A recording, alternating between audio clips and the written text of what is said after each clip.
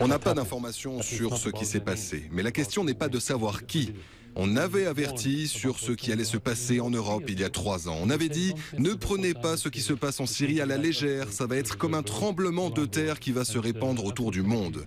Malheureusement, les responsables européens n'ont pas écouté ce qu'on disait.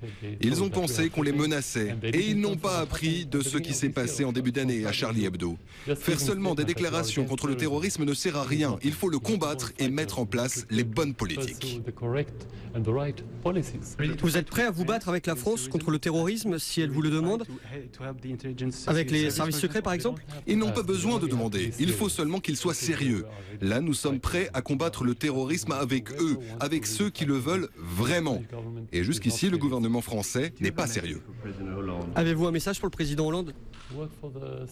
Travaillez dans l'intérêt de votre peuple. La question que se pose tout Français aujourd'hui, c'est est-ce que la politique de la France depuis 5 ans était la bonne pour nous, les Français? La réponse est non.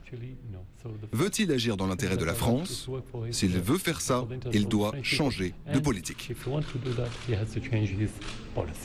À quelles conditions les gouvernements français et syriens pourraient-ils travailler ensemble, ainsi que leurs services secrets? On